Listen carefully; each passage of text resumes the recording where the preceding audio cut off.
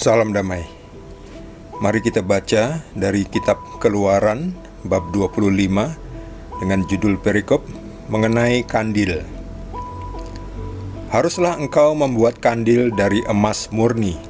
Dari emas tempaan harus kandil itu dibuat, baik kakinya, baik batangnya, kelopaknya, dengan tombolnya dan kembangnya haruslah seiras dengan kandil itu. 6 cabang harus timbul dari sisinya, 3 cabang kandil itu dari sisi yang satu dan 3 cabang dari sisi yang lain. 3 kelopak yang berupa bunga badam pada cabang yang satu dengan tombol dan kembangnya, dan 3 kelopak yang serupa pada cabang yang lain dengan tombol dan kembangnya.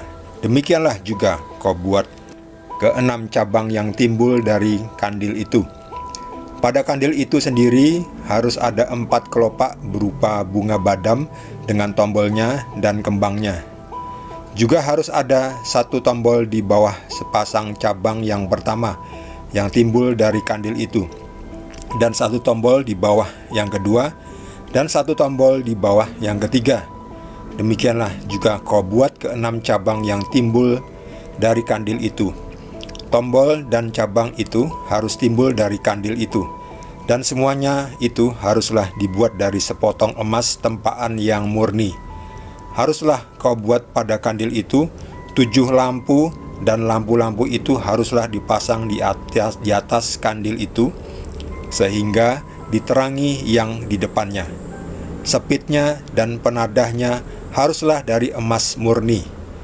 Dari 1 talenta emas murni haruslah dibuat kandil itu dengan segala perkakasnya itu. Dan ingatlah bahwa engkau membuat semuanya itu menurut contoh yang telah ditunjukkan kepadamu di atas gunung itu. Demikianlah sabda Tuhan. Shalom. Perikop ini juga membahas secara cukup detail apa yang harus dikerjakan oleh Israel. Kali ini harus membuat kandil. Kandil itu apa? Kandil itu seperti ini dia, tempat lilin. Seperti chandelier bahasa Inggrisnya, atau pelita. Atau ini namanya menorah. Jadi sebelah kiri ada 3, kanan 3, 1, tengah 1. Total ada 7, seperti kata Tuhan. Dan semuanya ini harus dari emas murni. Lalu ada kelopaknya di sini, ya, hiasan-hiasan. Sangat detail, ya, cukup detail lah. Dan harus tahu persis apa yang mesti dikerjakan di sini. Cabang itu harus timbul dari kandil itu.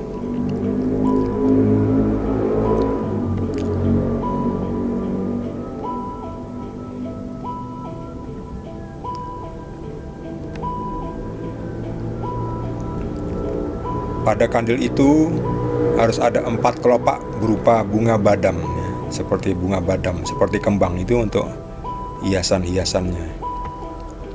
Nah, seperti ini ya, hiasan-hiasannya.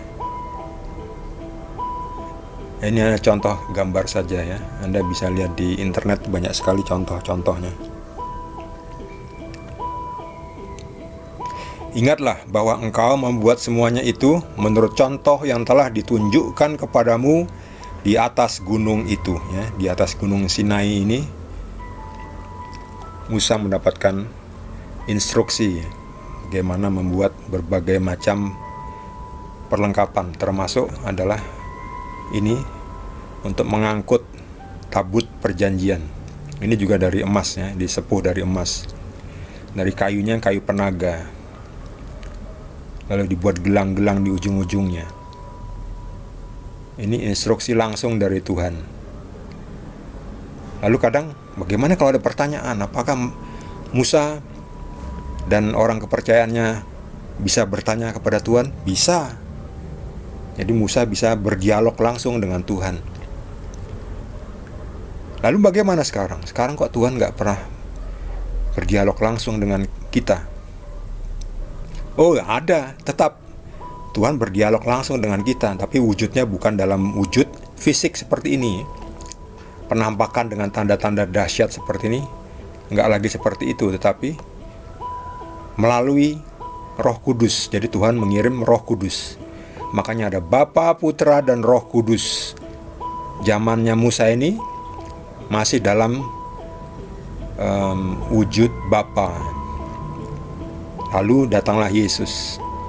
Yesus, Tuhan yang menjadi manusia. Kita bisa langsung ngomong lebih jelas lagi bahkan. Kalau belum jelas, Yesus memberi perumpamaan supaya kita bisa paham. Lalu setelah Yesus tidak ada, gimana dong? Yesus mengirim penolong yang lain, yaitu Roh Kudus, Roh kebenaran. Jadi kita tahu syaratnya apa? Syaratnya kita harus menerima Tuhan Yesus dan menerima Roh Kudus, membuka hati. Ciri-ciri orang yang bisa menerima Roh Kudus itu apa? Orang yang mau berdamai. Orang yang gak mau berdamai gak bisa menerima Roh Kudus. Orang yang sombong, tinggi hati gak bisa terima Roh Kudus. Tukang nyolong, tukang nipu, itu susah ya. Harus disadarkan dulu. Sadar, tobat, terima Roh Kudus. Nah, Roh Kudus itu yang memberi instruksi ya. Gantinya dahulu Tuhan menampakkan secara tanda-tanda yang dahsyat. Sekarang Tuhan menampakkan secara Roh Kudus langsung datang kepada kita ya. Kita jadi paham, mengerti. Selain juga dibimbing dengan hal-hal yang sudah ada seperti Alkitab. Alkitab juga adalah salah satu petunjuk Tuhan, apa yang Tuhan inginkan dari kita. Injil adalah isi semua ajaran dan perbuatan yang dilakukan oleh Yesus, oleh Tuhan Yesus. Tetapi kan Injil terbatas ya, nggak ada detil-detil seperti ini ya. Kamu harus membuat 4 kelopak, kan nggak ada ya. Kita disuruh buat apa, rumah kita bentuknya seperti apa. Misalnya membuat rumah atau membuat nggak usah jauh-jauh ya, mungkin mau pakai membeli pakaian seperti apa yang Tuhan inginkan. Ya tentu pakaian yang pantas ya, tapi ya warna apa ya, nggak ada disebutkan di dalam Injil warna apa sampai detil seperti itu, nggak ada ya. Nah, itu kita tahu ya, sesuai dengan apa yang kita perlukan ya, tentu dengan bimbingan Roh Tuhan. Mau bekerja di mana juga, saya ini sebetulnya harus bekerja di mana? Tuhan ingin saya bekerja di mana? Atau Tuhan ingin saya melakukan apa? Apakah saya harus bekerja di suatu perusahaan? Ataukah saya harus buka usaha sendiri? Ataukah saya dipanggil Tuhan untuk menjadi seorang rohaniawan, biarawati ya? Hidup selibat.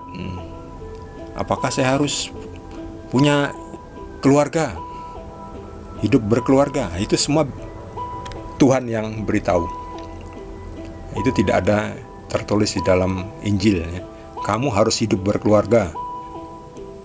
Tiap orang masing-masing panggilannya. Ada yang berkeluarga, panggilannya ada yang menjadi pastor. Pastor kalau di Katolik tidak nikah. Ada yang tidak jadi pastor tetap selibat, hidup sendiri juga nggak apa-apa. Itu panggilan Tuhan, itu baik. Yang penting hidup suci. Ya, bukan berarti lalu tidak menikah lalu enak saja kawin sana kawin sini. Itu ngawur. Nah, itu bukan dari Tuhan itu ya. Itu ngikuti hawa nafsu. Nah, jadi tiap hari kita butuh bimbingan Roh Tuhan.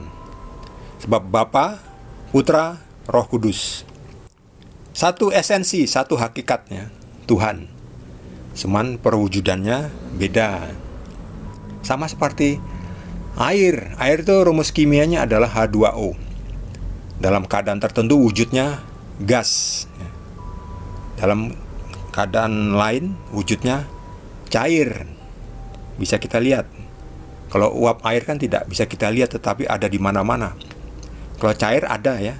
Misalnya di dalam bak mandi, ember, di gelas bisa ditampung ya. Itu Roh Kudus.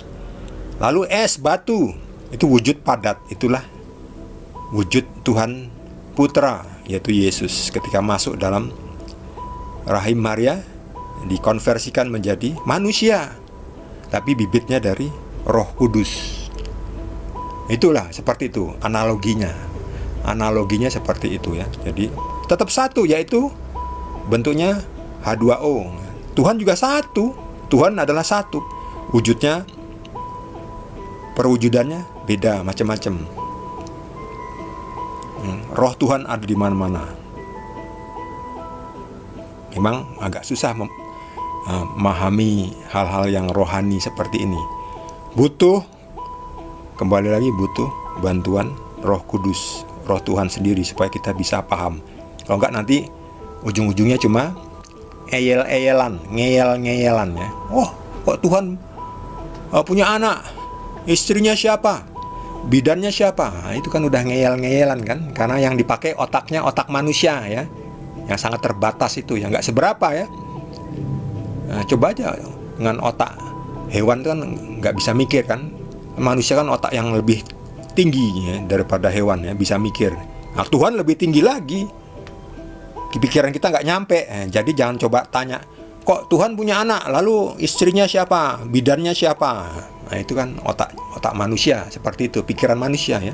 Ya manusia kalau punya anak, pasti ada siapa yang istrinya atau suaminya ya.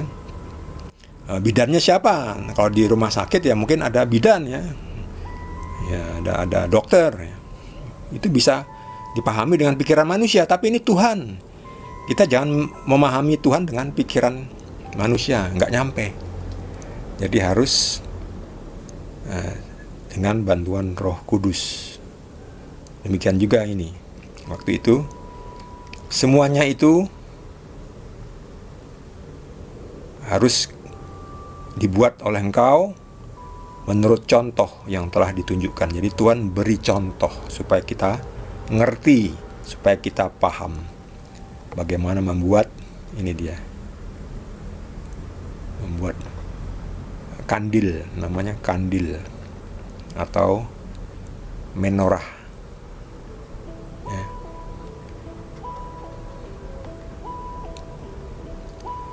Bagi saudara yang mendapatkan tambahan pencerahan dari Tuhan Yesus, boleh juga berbagi dengan kita semua. Yang belum subscribe, jangan lupa di subscribe dan juga di like. Kita akan lanjutkan dengan perikop berikutnya, masih dari Kitab Keluaran. Terima kasih. Tuhan Yesus berkati kita semua.